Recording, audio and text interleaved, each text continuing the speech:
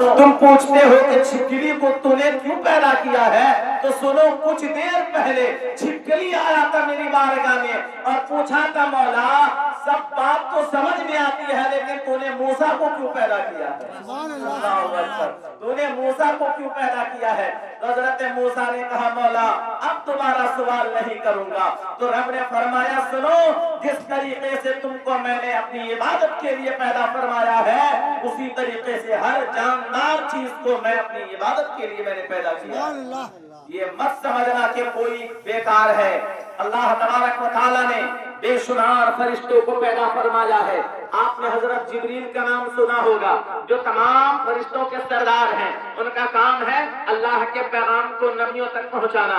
अब दूसरे नंबर हजरत मीकाईल अलैहिस्सलाम हैं। उनका काम है बंदों तक रोजी पहुंचाना और हवा चलाना, आंधी तूफान चलाना, बारिश बरसाना।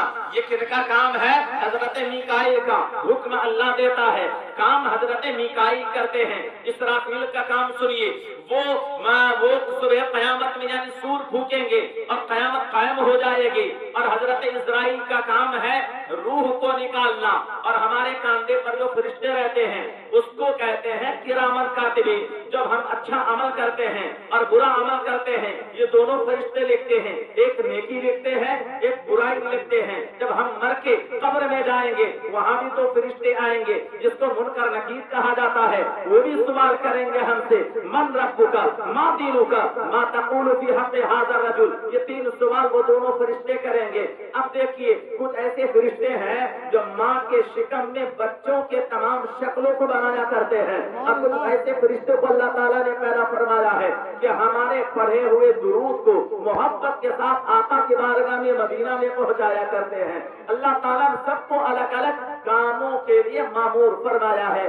और उन्हीं फरिश्तों में से एक ऐसा कुछ ऐसे फरिश्ते को अल्लाह ताला पैदा फरमाया है जिसे सयाहीन कहा जाता है। वो दुनिया में सिर्फ गर्दिश करता है, वो घूमता रहता है। कभी दिल्ली में घूमता है, कभी दिल्ली घूमता है, कभी मुंबई में घूमता है, कभी जापान, कभी कश्मीर, कभी कन्याकुमारी, यानी पूरी दुनिया का चक्कर लगाते रहते हैं। और चक्कर लगाते हैं, जब फरिश्ता घूमते हैं तो उनको शराबी भी मिलता है, शराब पीता हुआ, उसे जुआरी भी मिलता है, उसे कुछ ऐसे लोग भी मिलते हैं जो माँ बाप को सता रहे होते हैं, कुछ ऐसे लोग भी मिलते हैं जो किसी की जमीन को हड़प रहे होते हैं, कुछ ऐसे लोग भी मिलते हैं जो नाच गाने की महफिल में मस्त रहते हैं, उनको ऐसे लोग भी मिलते हैं जो गुनाहों में मस्त रहते हैं।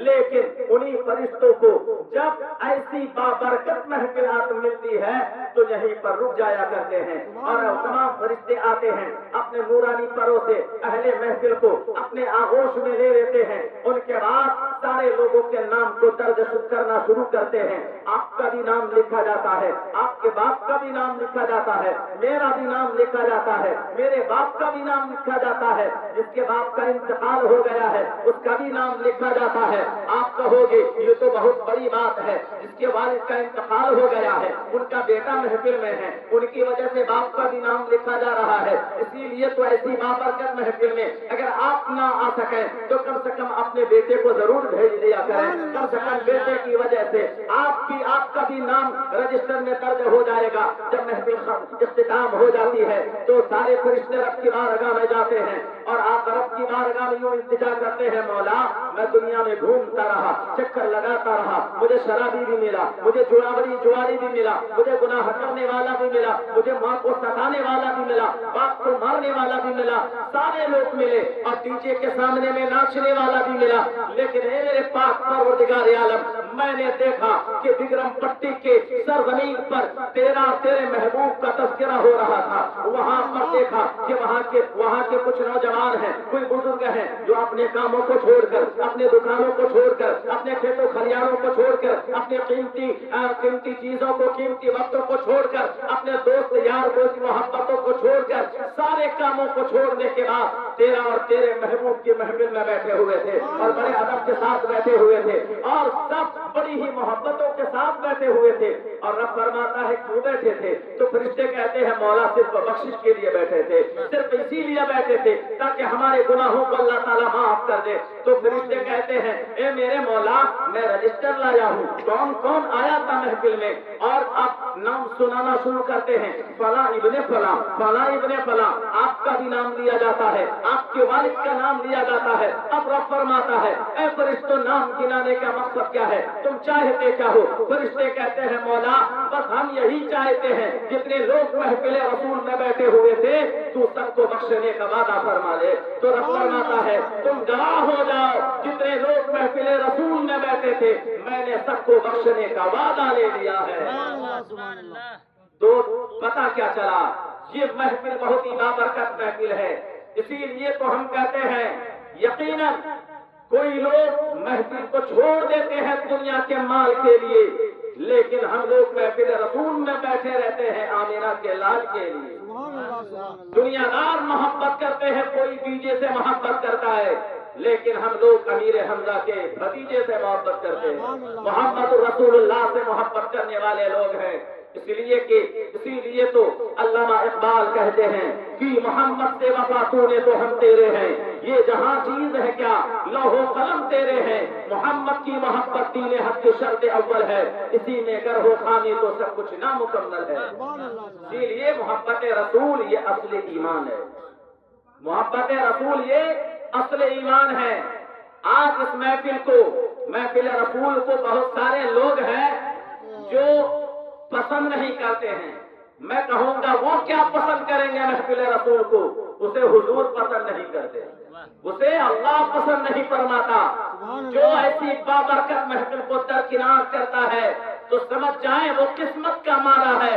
इसलिए कि अल्लाह चाहता है ऐसा बदबख्त इंसान उनके महबूब की महफिल में ना आए। इसलिए कि महफिल रसूल में वही आता है जिसे मदीने वाले मुस्तफा बुलाया करते हैं। सुभान अल्लाह। आइए उसे महफिल रसूल में वही आते हैं जिसे मदीने वाले मुस्तफा बुलाया करते हैं। जरा सा फायदा आप तमाम हजरात समाप्त कर लें, इसलिए कि कोई भी इंसान बगैर फायदे का कोई काम नहीं करता है। जब तक हमें फायदा नजर नहीं आता तो हम बगैर फायदे के हम कोई काम नहीं करते। तो आइए मैं आपको फायदा समझाना चाहता हूँ, तवज्जो से मेरी गुफ्तगू समाप्त करें।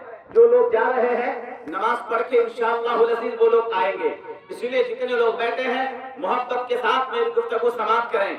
जब आपको अच्छा ना लगे तो आप इशारा कर दीजिएगा, सलात व सलाम पढ़ दिया जाएगा। अगर आपको अच्छा लग रहा है तो मोहब्बत से बोले सुभान अल्लाह। इसलिए कि आप तमामी हजरात को मैं बिल्कुल आज फ्री में मिल गया हूँ, इसलिए तो आज तो मुझको आना ही था। इसलिए कि सारू के घर में मैं नहीं आऊंगा तो क्या, वरना और लोगों को प्रोग्राम लेना पड़ता है, नजराना देना पड़ता है।